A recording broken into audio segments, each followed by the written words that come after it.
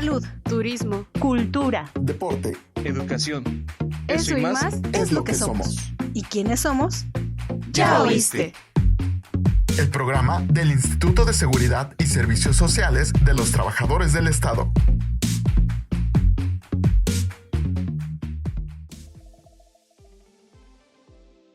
Hola, ¿cómo están? Soy Claudia Mejía.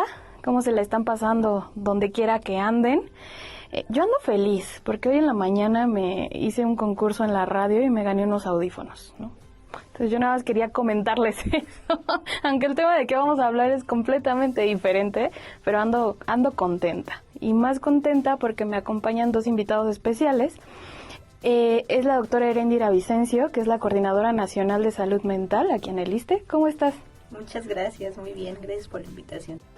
Y también el doctor Emanuel Chávez Toledo, que viene del Hospital Fernando Quirós, él es psiquiatra. Hoy vamos a hablar de un tema que ha sido boom últimamente, que es el fentanilo. Algo que siempre escuchamos, que se dice que es 100 veces más potente que la morfina y 50 veces más potente que la heroína, pero a veces no nos hace tanto ruido. O sea, es como lo escuchamos y sí, está bien, no pasa nada, ¿no? Pero sí pasa. ¿Qué está sucediendo con el fentanilo en México? Pues en la actualidad el fentanilo es un medicamento, un fármaco como tal, que siempre se ha estado utilizando a lo largo de muchos años en la práctica médica, pero en la actualidad pues el fentanilo es como una sustancia que se está utilizando ya con fines de adicción o fines adictivos, ¿no?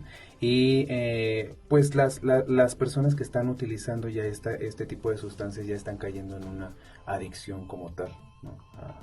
Que la adicción al fentanilo, pues como posteriormente vamos a platicarlo, pues es algo muy riesgoso para la vida. Fentanilo, hay que aclarar que es dentro de los analgésicos, es un analgésico potente que es utilizado para el control del dolor, sobre todo durante las cirugías y también posterior a las mismas, ¿no? Ese es el uso médico, y pues también tiene uso también en pacientes que se encuentran con estados de dolor crónico o pacientes en cuidados paliativos. Esa es la parte médica de este medicamento que se le conoce como opioide, ¿no? Opioide porque es un derivado de la morfina y bueno, es un derivado que es sintético, es decir, hecho en un laboratorio y que sí puede ser de 70 hasta 100 veces más potente, ¿no? Eso es algo que es importante recalcar y que bajo pues estrictas condiciones de monitoreo médico pues es seguro, ¿no? Es seguro y tiene un bajo riesgo de adicción y que pues como nos comenta el doctor Chávez, ya el fentanilo de manera ilegal, pues al venir combinado con otras sustancias, pues ya tiene un potencial de abuso que puede llegar a crear adicción. O sea, cuando se crea, porque pues también es sintético, se crea de forma clandestina y le meten más opioides o le meten más sustancias.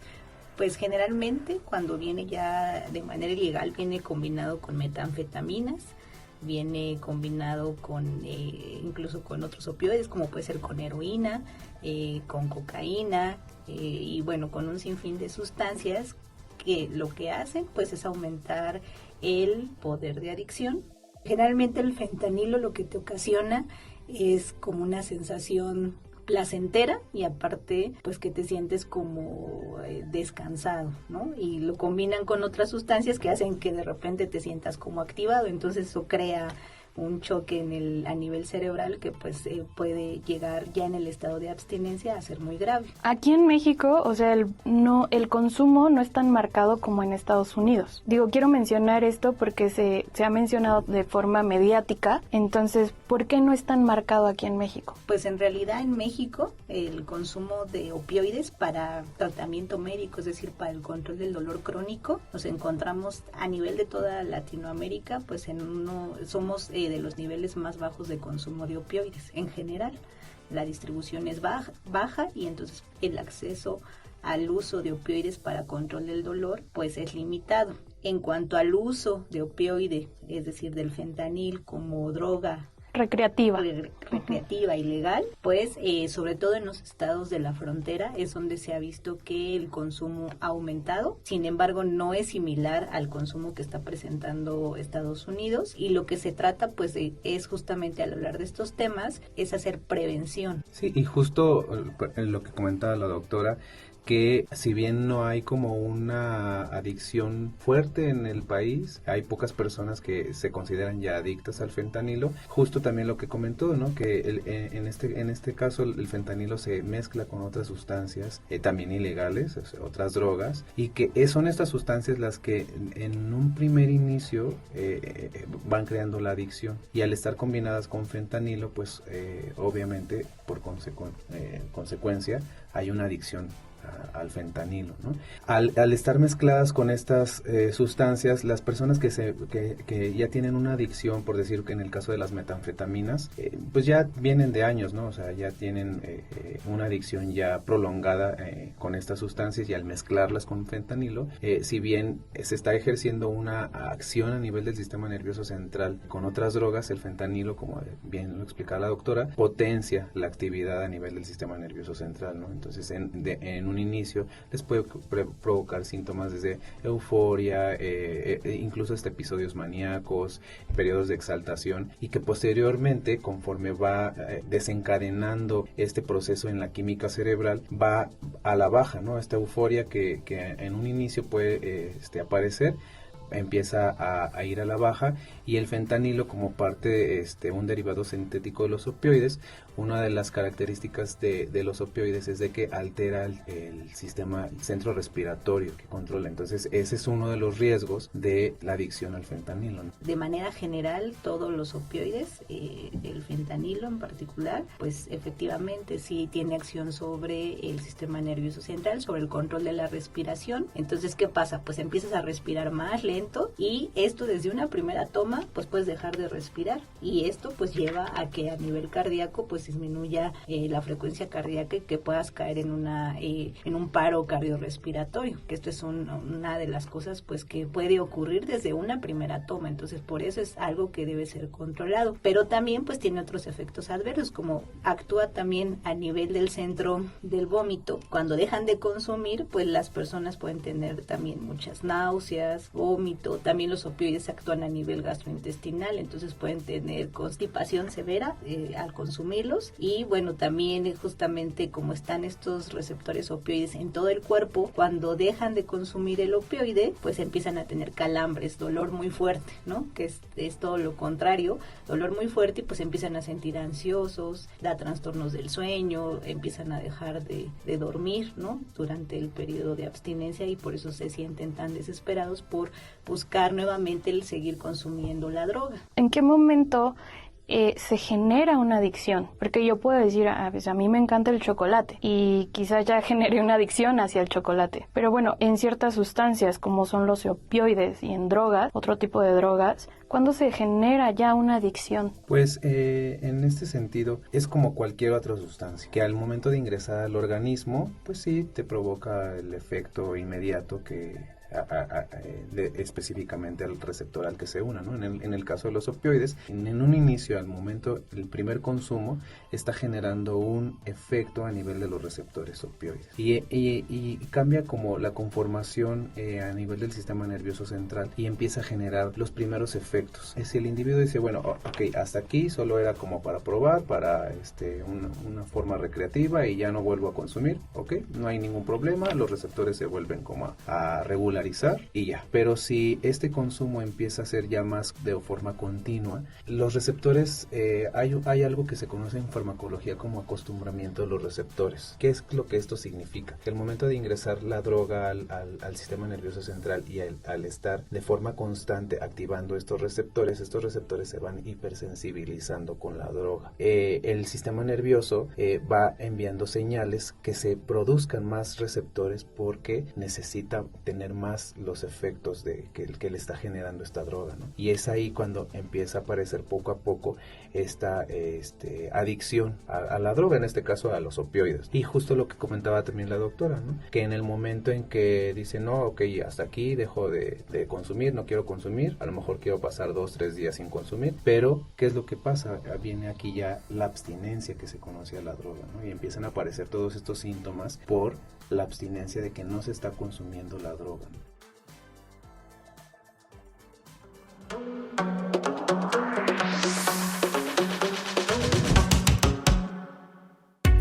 ¿Ya nos sigues en nuestras redes sociales oficiales? ¿No? ¿Qué esperas? Búscanos como ISTEMX y síguenos en Facebook, Twitter, Instagram, TikTok y YouTube.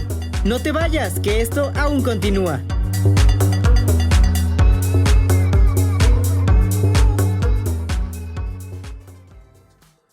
O sea, es muy real esto que dicen en las campañas, desde la primera toma te puede matar. Así es, desde la primera toma y sobre todo pues dejarte alteraciones que puedan ser permanentes, sobre todo en cerebros jóvenes, ¿no? En el caso de los niños, de las niñas, de los adolescentes, que todavía son cerebros que están en formación y al encontrarse con estas sustancias pues pueden traer trastornos que perduren durante toda la vida, ¿no? Que puede ser desde los trastornos del sueño, que pueden tener mucho sueño, hipersomnia o no dormir, insomnio, ¿no? Y también pueden tener pues alteraciones neurocognitivas, tanto en el aprendizaje también, sobre todo en estos cerebritos que son jóvenes. ¿Ustedes qué han visto? ¿Qué experiencia han tenido con el fentanilo en pacientes? Ahora que hablas de niños, de jóvenes, ¿les han tocado ver niños adictos a droga, a fentanilo, a opioide? Pues el consumo sobre todo en México hacia niños, niñas y adolescentes se da sobre todo hacia alcohol,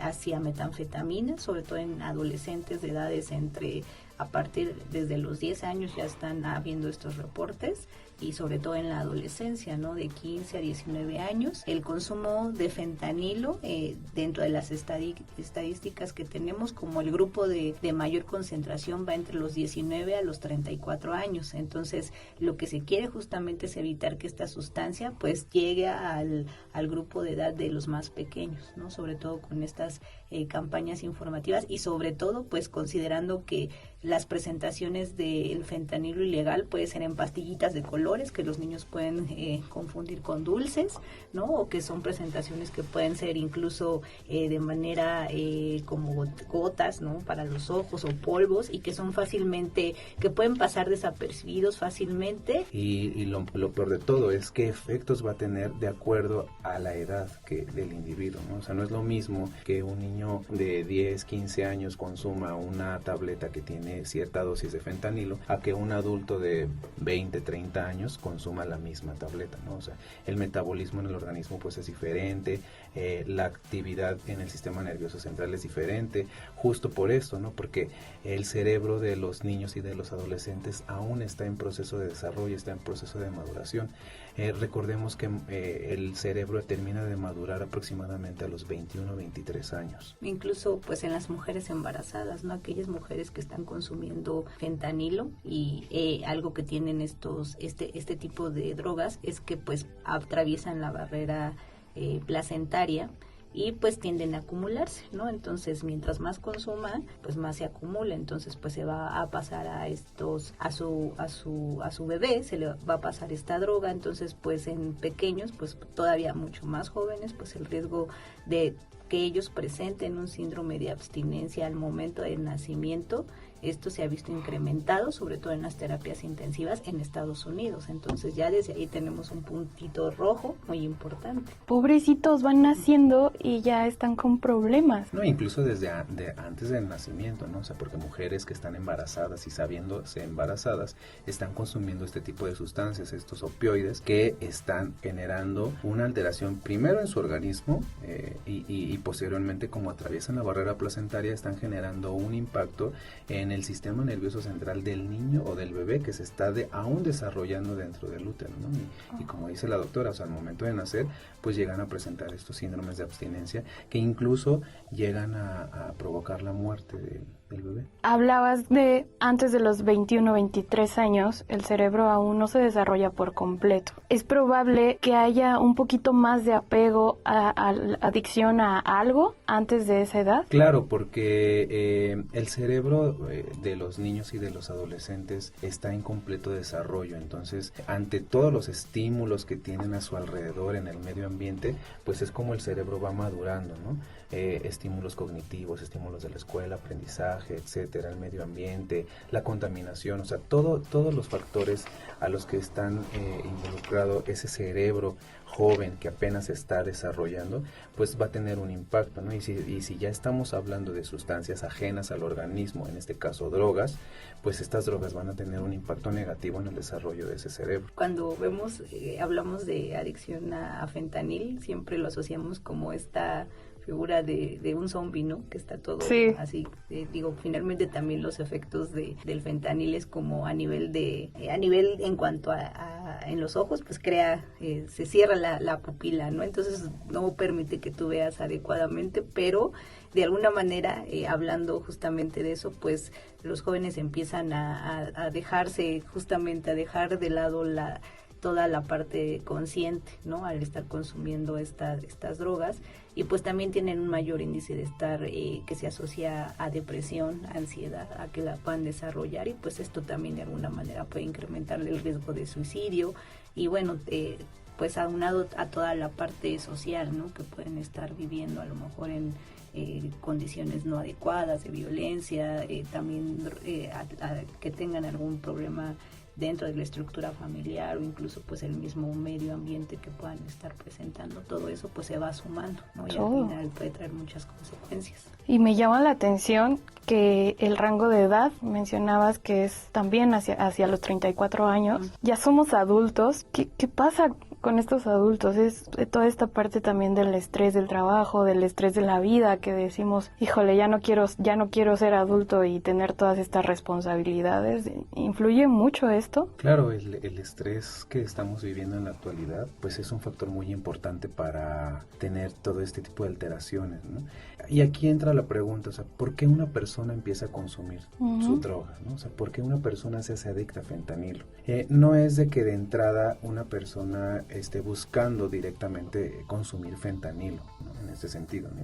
Sino que se empieza el consumo con otras sustancias, ¿no? ¿Y cuáles son esas otras sustancias? Pues son sustancias comunes que tienen, que hay mayor alcance a ellas, ¿no? Como el cannabis, la cocaína, las anfetaminas. Y en el momento en que empiezan a ver este consumo de estas sustancias, pues este individuo que tal vez tenga alguna antecedente psiquiátrico, que tenga depresión, que tenga ansiedad o alguna otra condición, o incluso nada, aunque no tenga ninguna enfermedad psiquiátrica, ¿no? Sino que el mismo estrés, ¿no? El mismo estrés familiar, laboral, etcétera, le está condicionando que esté consumiendo este tipo de sustancias. Pero ¿qué es lo que generan estas sustancias en el organismo? Es como esta sensación de euforia, esta sensación de tranquilidad, de paz, de calma, ¿no? Y lo llevan a decir, ok, quiero seguir probando otras cosas que a lo mejor sean un poquito más fuertes, como que a lo mejor me prolonguen este estado que me gusta, que está padre, y es cuando pueden empezar el consumo de fentanilo, ¿no? ¿Y siempre sucede así? ¿O puede pasar que ni siquiera les guste el viajezote que se están echando y por seguir consumiendo, por seguir sintiendo algún otro tipo de, valga la redundancia, de sensaciones, pues lo pueden seguir consumiendo? Es que el problema aquí es que sí, puede ser eso, ¿no? Que en el primer consumo el individuo diga, no me gustó la sensación que tuve, ¿no? con el consumo de esta droga, pero ya cambió la estructura cerebral, ya cambió la estructura de los receptores. Entonces es como el mismo cerebro está enviando señales que necesitas el consumo de esta droga para tener este efecto que tuvo en un primer momento, y es lo que lleva al individuo a buscar nuevamente la misma sustancia que a lo mejor dijo que ya no iba a volver a consumir por el efecto, por la sensación que tuvo después. ¡Hey tú! No te muevas, esto aún no termina. Y si te perdiste algún programa, puedes escucharlo en tu streaming favorito. Estamos como Ya Oíste.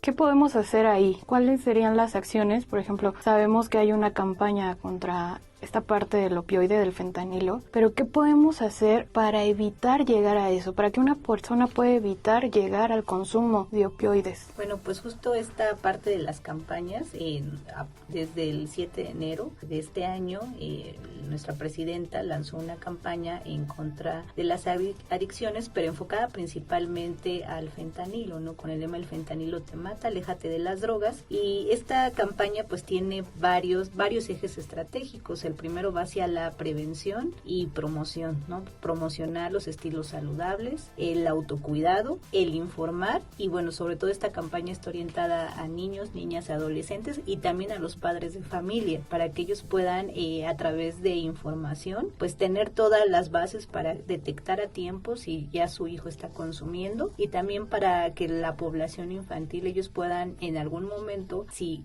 tienen este acercamiento con este tipo de sustancias, tomar una decisión pues orientada ya, sabiendo ellos que puede ocasionar, es decir, tener una autoconciencia. Y bueno, esta parte de promoción de estilos saludables pues que nos llevan al autocuidado, el que se puedan atender justamente las causas, ¿no? Que van desde tener unos espacios donde ellos puedan tener actividades recreativas, deportivas, culturales, que todo eso pues de alguna manera siempre te llena de un soporte, ¿no? Para que tú puedas decidir sí o no consumir alguna sustancia adictiva. Y la otra parte pues también es la parte de atención hacia ya cuando ya empiezan a consumir, y sobre todo en esta parte de urgencias, ¿no? Las urgencias en salud mental que incluye el uso y abuso de estas sustancias psicoactivas, y que pues pueden llegar a cualquier área de urgencias ya en algún estado que puede ser incluso depresión respiratoria. Y bueno, pues en el ISSSTE nosotros tenemos la parte en esta atención del código morado, que somos pioneros desde el 2021, y que desde el 2021 hasta la fecha se han atendido más de 9,000 casos de atención por diferentes causas, incluida esta, que es la parte de la atención a urgencias en salud mental. Parte importante también es la capacitación al personal de salud, que el personal de salud cualquiera esté capacitado también sobre información relacionada con la atención en urgencias en salud mental, y también con las diferentes sustancias que existen, y sobre todo conocer los efectos adversos, ¿no? Que eso es algo importante. Existe el personal especializado de salud mental, que ellos ya atienden casos específicos, y lo que se ha tratado a través de diversas jornadas como las ferias de la salud, las jornadas ECOS, darles esta información a las personas que se acercan, ¿no? Saber, oye, existe dentro del instituto esta atención, ¿qué puedo hacer si algún compañero, yo conozco, tengo un amigo y se puede estar haciendo abuso de sustancias, y si le pasa algo, ¿dónde lo llevo? ¿No? Entonces sí pueden obtener esa información, y muchas veces dentro de estas jornadas de salud se hacen las detecciones tanto de alcoholismo, tabaquismo y farmacodependencia. De alguna manera ya los detectas, y si existen casos donde ya se presenta un riesgo elevado, pues se puede ya hacer la referencia hacia las unidades médicas. Me impactó mucho esta parte que dicen que desde los 10 años hay consumo, y lo peor es que tienen un fácil acceso a este consumo. ¿Qué les diría? Pues hoy en día tenemos acceso a información de infinidad de formas. Sabemos que los niños desde 5 o 6 años ya tienen acceso a un celular, a una tablet, al internet.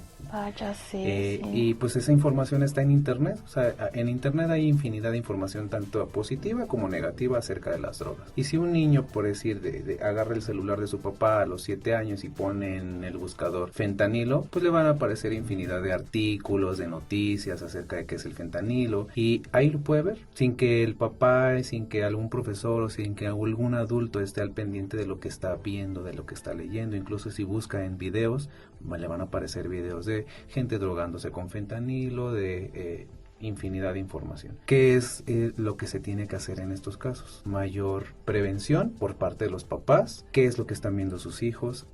¿De qué forma están teniendo acceso a este tipo de información? Y en sí eso, o sea, mayor vigilancia dentro del hogar, mayor vigilancia dentro de la familia. Y bueno, también la escucha activa, ¿no?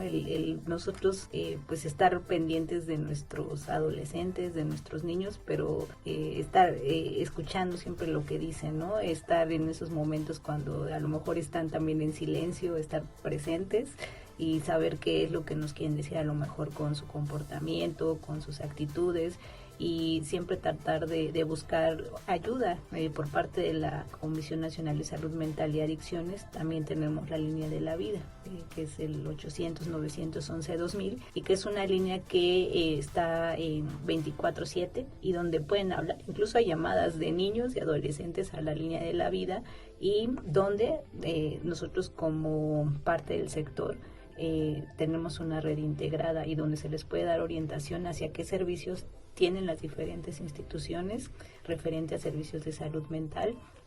Les dan una orientación breve y si es necesario los refieren. Este tema del fentanilo y los opioides es un tema, dijera un amigo, medio turbio, porque el mundo de las drogas no es muy bonito que digamos, pero quisiera como cerrar con noticias bonitas, con noticias buenas. Quisiera saber si dentro de su experiencia han tenido algún paciente que se apegue a algún tratamiento para dejar la adicción atrás. No digo que sea un caso de éxito porque es difícil poder dejar las drogas, pero sí han tenido pacientes que puedan apegarse a un tratamiento. Sí, claro, en este sentido, hablando de forma general en cuestión de las adicciones, a las clínicas y al hospital, y específicamente ya a la área de psiquiatría, pues sí llegan personas que tienen cierta adicción a cierta sustancia. ¿Qué es lo que se hace con ellos? En primer lugar, se hace un adecuado diagnóstico. ¿A qué tipo de sustancias eres adicto y por qué? ¿De dónde viene? O sea, se empieza a investigar todo este trasfondo de la adicción, ¿no? Porque detrás de una adicción siempre hay algo, siempre hay, como comentaba la doctora, violencia intrafamiliar, problemas personales, etcétera, que vienen arrastrando de tiempo atrás, ¿no? Y que esto no es de que sea el motivo por el cual empezaron a consumir alguna sustancia, pero que los orilló hasta cierto punto en consumir, ¿no? Y es lo que se hace, o sea, realizar un adecuado diagnóstico a través del interrogatorio, a través de la entrevista clínica, en la consulta.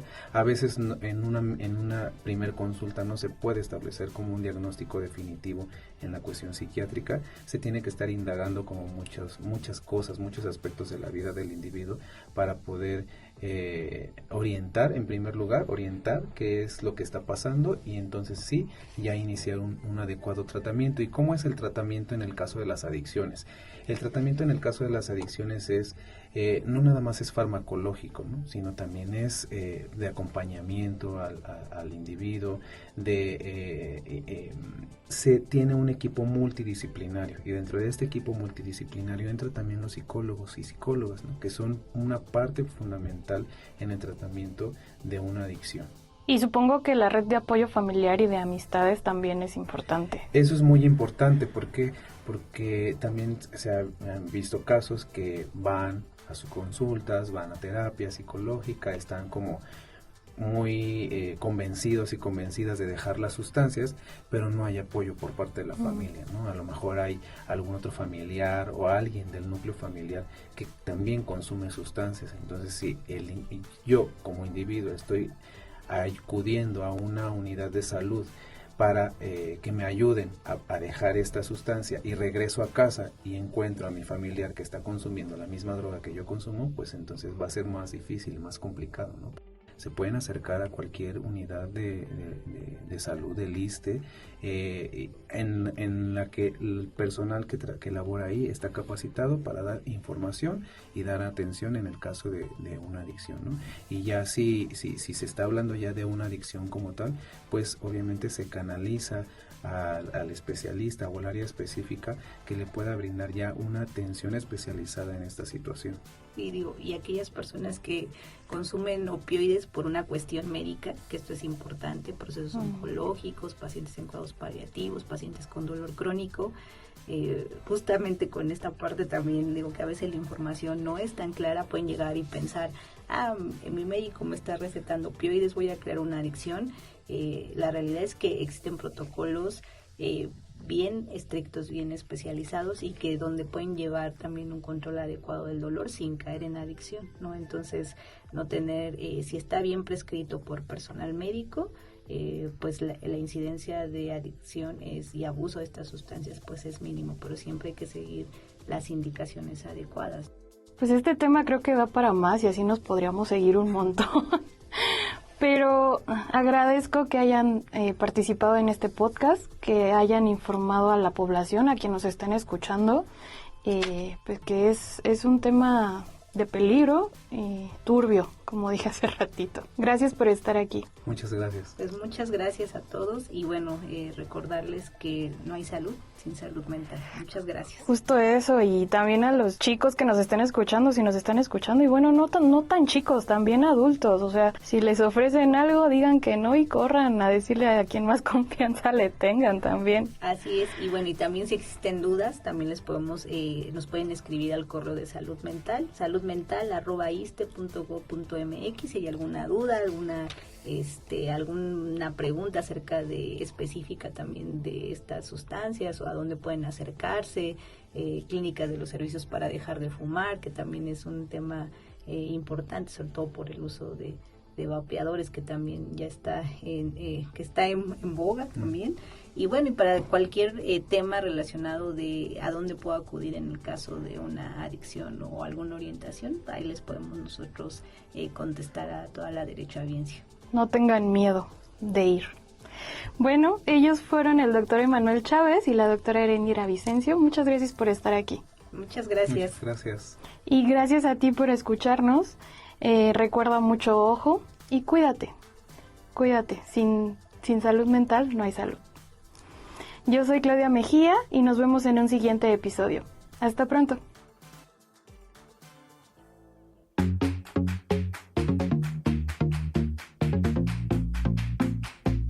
Salud, turismo, Cultura, deporte, Educación. eso y más es lo que somos. ¿Y quiénes somos? Ya oíste.